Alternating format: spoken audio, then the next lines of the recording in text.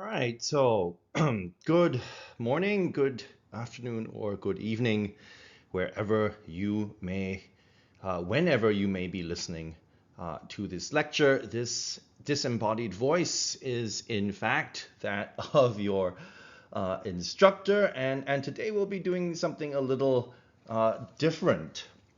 Um, let's start by thinking about what I think is a core dynamic in the lectures that we've been having thus far, and that dynamic, of course, is the Qing state and elites' efforts to come to terms with the upheavals and crises, internal and external, um, that plagued China during the 19th century, especially after the First Opium War.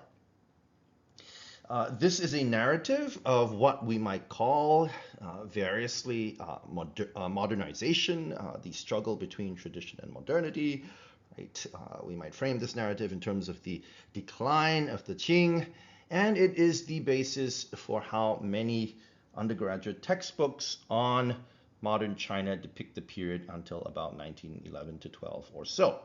And that, of course, is also reflected in the title of this course, which I did not, in fact, choose. So in this narrative, this core narrative that has sort of driven the course thus far, the key personalities are almost entirely elite men, like Lin Zexu, Prince Gong, Zheng Guofan, Li Hongzhang, and the other self-strengtheners, right? And the intellectual and political figures that we will meet soon, such as Dang Qichao, Kang Youwei, Yuan Shikai, and Sun Yat-sen. Typically, the only woman in this narrative thus far is the Dowager Empress Cixi, right, who is very much a villain in the struggle for modern China. Now, this diplomatic, political, military narrative isn't necessarily wrong, but it is a little old-fashioned. And even historians of late imperial historians of late imperial China have really been doing a lot to go beyond, right, this narrative. I think what we discussed in our tutorials is an attempt to go beyond this narrative and to capture the complexities of Chinese history in this period. And one of the things that they've done and that we've tried to do in our tutorials is to explore how ordinary persons, including women, experience large-scale political changes and how they themselves were the drivers of those changes that don't necessarily fit easily into the categories of traditional and modern. Right? So take Hong Xiuquan, for example. Okay, so today I will be talking about a similar phenomenon, one that not all textbooks on modern China devote their attention to, which is overseas Chinese migration and diaspora. If international relations between the Qing state and Western countries and Japan and Korea are one way to think about China and the world in the 19th century, then the transnational migration and circulation of Chinese peoples between China and Southeast Asia is another approach. International here refers to interactions between nation states, while transnational refers to interactions that cross the borders of states but are not necessarily performed by them. Overseas migration and diaspora, of course, happen to be what I am interested in.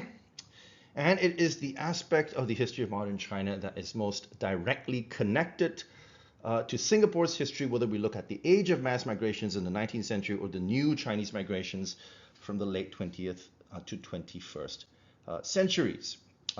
If you are Chinese, and we must keep in mind that Chineseness is not some fixed, unchanging essence, then you are the product of Chinese migration and the forces of global capitalism and imperialism that have enabled it. Even if you are not Chinese, you might be a migrant or the descendant of a migrant, and your experiences of living in Singapore have invariably been infected by the fact that the Chinese in this country constitute an ethnic supermajority. Some of you may even have been born in the PRC and migrated to Singapore fairly recently. The other Chinese, right, among us have parents, grandparents, or great-grandparents, or even earlier ancestors who were born in China and migrated here in times past, or migrated to Malaya in times past. This is a photo from about 1935 or so of the Huangs of Shanghai. This is the family that my mother was born into. My mother was born in Shanghai during the Second Sino-Japanese War.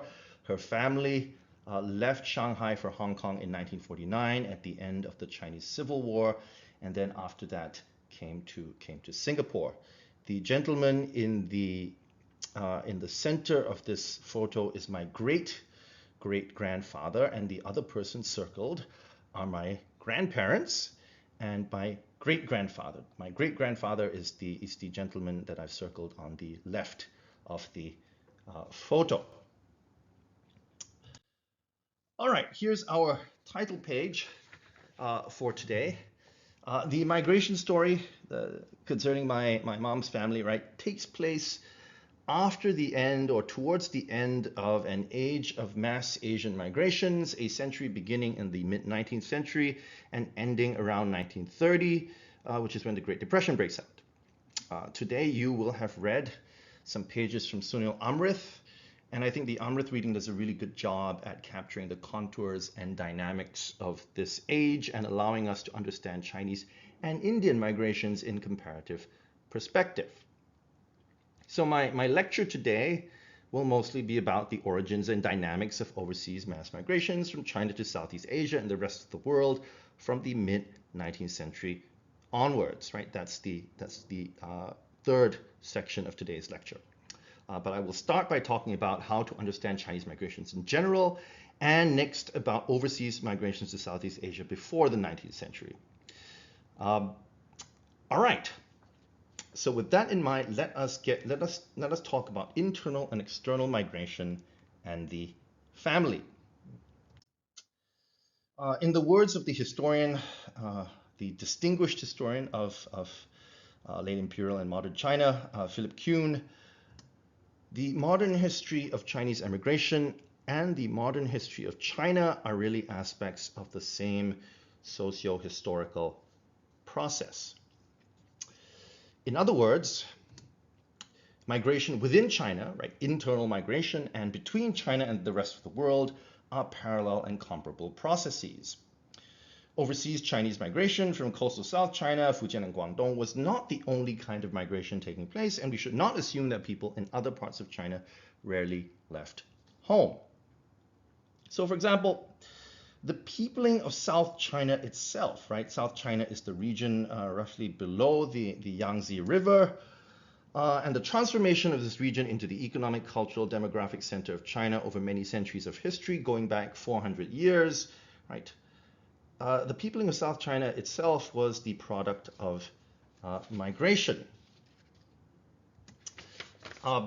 Even today, many lineages in southern China trace their ancestry to a single individual or a set of individuals born not in Guangdong or Fujian, but in North China. And you get the sense of that from the image on top, which shows you the progenitors of the Chua, the Cai lineage in the Philippines. This is from a book that I picked up when I was doing dissertation research.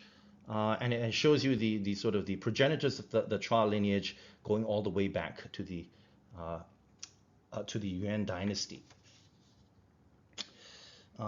Speaking of internal migration, among the largest migrations in Chinese history took place in the 19th century between the provinces of Shandong and Hebei and the northeast region called Manchuria. Manchuria, of course, is the region where the Qing state was founded.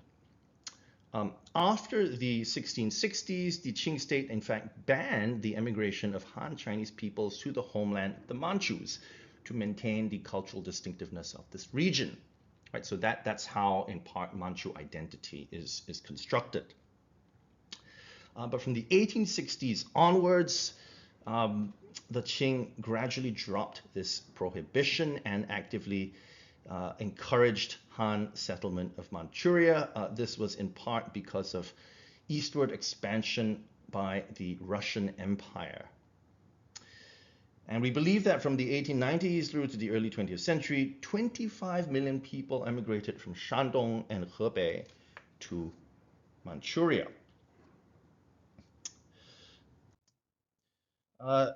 Here's a image of a peasant family in 1920 Shandong. And I put this image up because in general, Chinese migration, internal, external, has historically been about ensuring the survival of that most quintessential of Chinese institutions, the family. So immigration from, say, a village in Henan or to Shanghai or Canton, or from a village in Quanzhou Prefecture to Singapore or Manila, was a family strategy, a family economic survival strategy of exporting mostly male labor. Now, in week 2, you will recall that I talked about how plots of land, right, were getting smaller and smaller over time for families. If a family, right, had a relatively small plot of land and not all the men in that family were required to work on this plot of land, why not send these able-bodied men elsewhere to work for wages, especially in economically challenging times? Now, you could send your sons to a nearby market town, a slightly further away large city, or even overseas.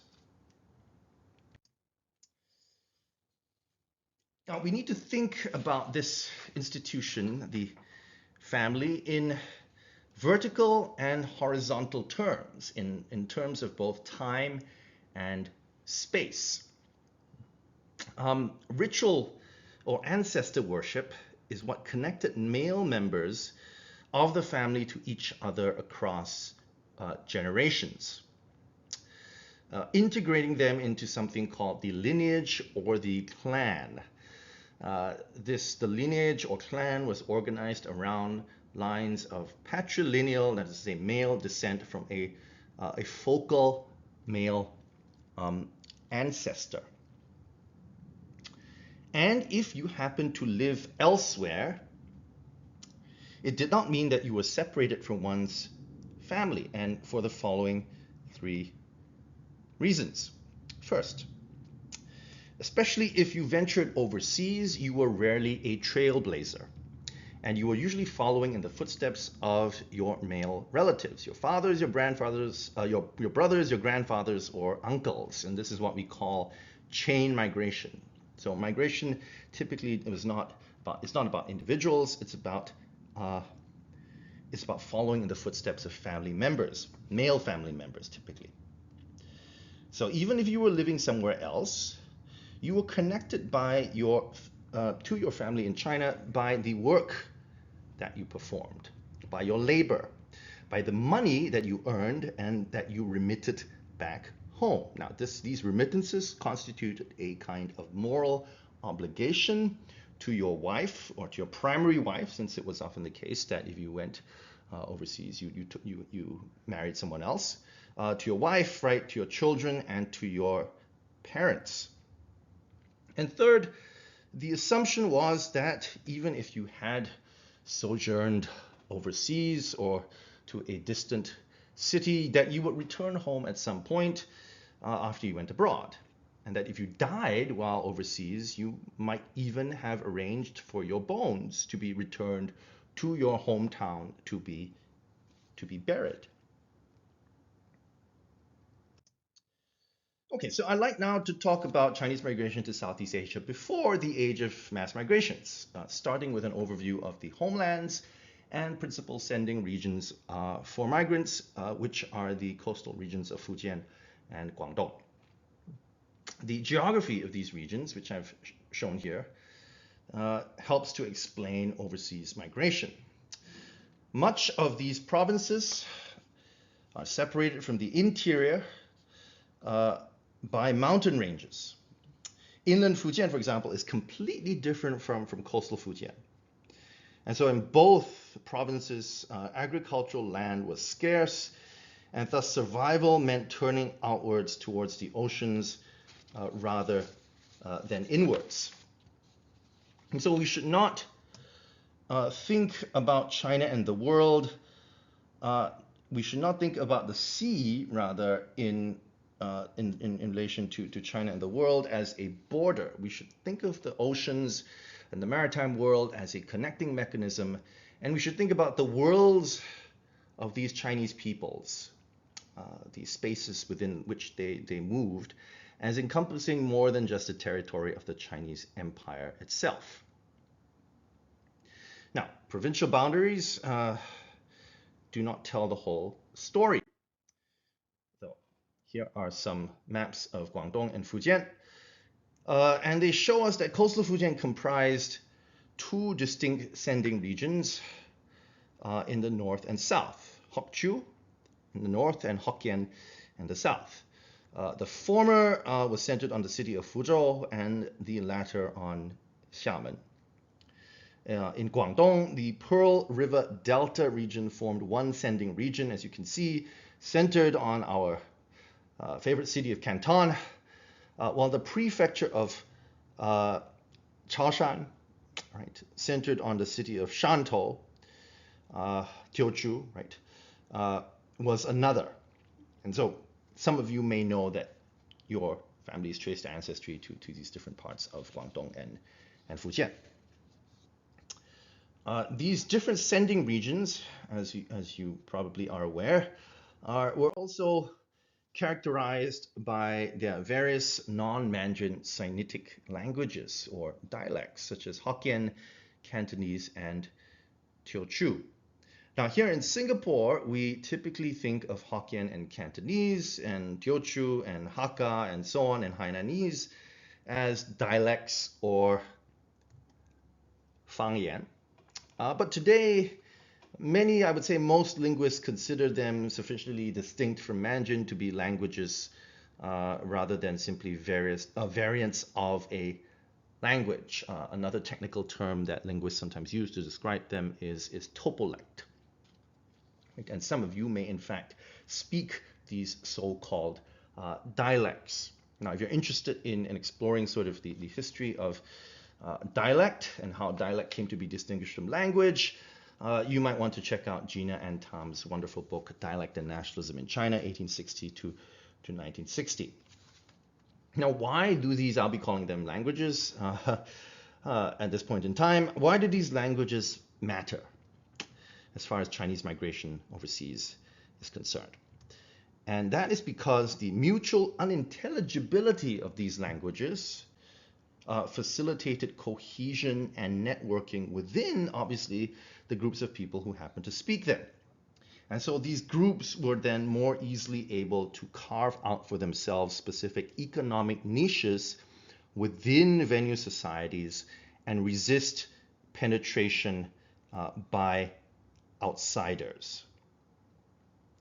A second reason that they matter is because historically, Chinese migrants have shared linguistic and hometown affinities more consistently than national affinities.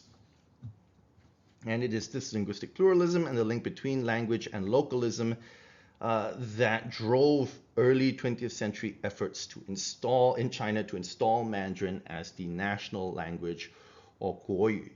Right, this is what in China is known as Putonghua today. And many decades later, as some of you may realize, in 1979, right, Singapore sought to promote Mandarin and eliminate dialects from everyday usage in the name of creating a more cohesive Chinese society here. This is something that I'm currently studying.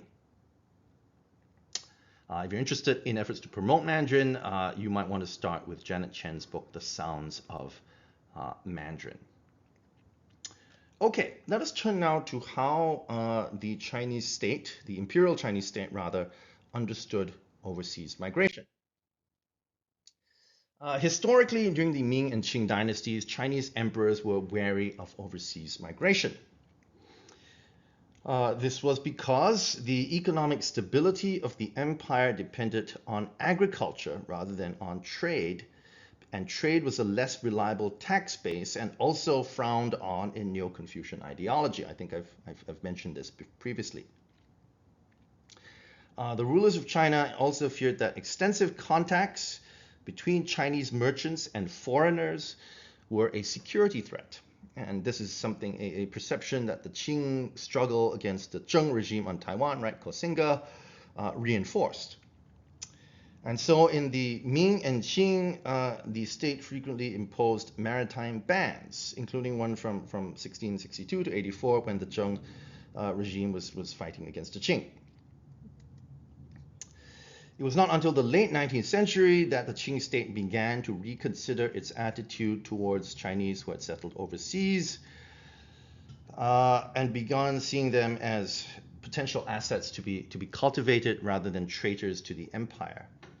Now, in reality, of course, these maritime bans were not particularly effective, and states could do little to stop Chinese merchants from venturing abroad and settling abroad, and nor could they stop foreigners from trading at Chinese ports. Okay, moving on.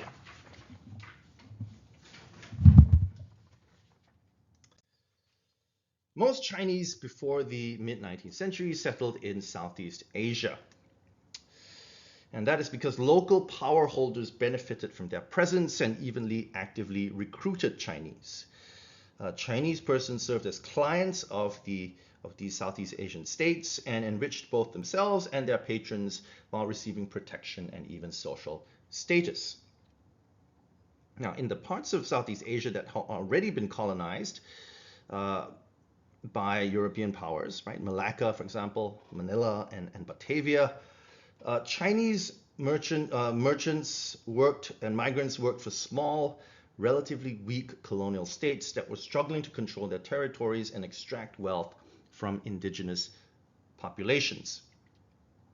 Working with leading merchants known as capitans, one of whom is shown here, these colonial regimes thus outsourced various administrative tasks to these Chinese who were experienced at doing business with local peoples. And one important service that these Chinese provided was collecting revenues from local commodities and services on behalf of the colonial regime, a practice that we call tax farming. And so in that sense, you could argue that these Chinese were kind of co-colonists. Now, in these places, of course, the Chinese, despite relations with the colonial state, were second-class members of society below the colonial officials, but superior to the native population. One notable social practice involved marrying local women as second wives or even business assistants. And this is how, over time, creolized mixed race communities were formed in these parts of the world, and these communities that were known as Peranakan in Java, Baba in Malacca, Penang in Singapore, and Mestizo in the Philippines. And there was, of course, friction and conflict that took place in Manila and Batavia, for example. There were mass expulsions and massacres of Chinese populations in the 17th and 18th centuries, owing to European ambivalence towards the foreignness of these Chinese and their growing numbers. Now, not all parts of Southeast Asia, of course, were colonized. There were kingdoms in the early modern period that were uncolonized, such as Siam and Vietnam. And in these uncolonized kingdoms, rulers adopted similar attitudes toward the Chinese by granting them privileged positions within their commercial and administrative systems. The Siamese monarchy, for example, behaved like a colonial state and relied on the Chinese as middlemen and tax farmers. Hokkiens Persons from South Fujian province served as court officials starting in the 18th century, early 18th century, and were in fact oftentimes ministers responsible for foreign trade with China and other maritime states. The first Siamese king to rule from Bangkok, King Taksin, was the son of a Teochew migrant and a Thai woman. So again, he was partly Chinese himself. Now, finally, some Chinese migrants ended up settling in areas of Southeast Asia where political structures were so weak or absent that these Chinese migrants could govern themselves. And these areas included Peninsula Malaya and West Borneo. So in these parts of Southeast Asia, the Chinese were recruited by Malay sultans to work in gold mining starting in the mid-17th century. Most of these migrants and settlers were Hakkas. Yes, so they were Hong Xiuquan's people. Because Hakkas were already accustomed to operating in frontier regions in South China, and so they were ideally suited to working in the jungles of Borneo, where they both fought and married with the indigenous Dayak peoples. Hakkas were used to local self-rule. In West Borneo, although they were initially patronized by Malay chiefs, they soon formed self-governing communities, such as the so-called Lanfang Republic. These communities were led by religious cult leaders and had well-organized militia forces to fend off threats from other communities or local indigenous peoples. These Chinese communities formed joint stock enterprises and mining associations, or gongsi. And this map really gives you a sense of the landscape of West Borneo during that period. You can see all the various gongsis on the map. Eventually, of course, in 1884, the Dutch were able to destroy the last of these gongsi confederations and establish colonial control over the region.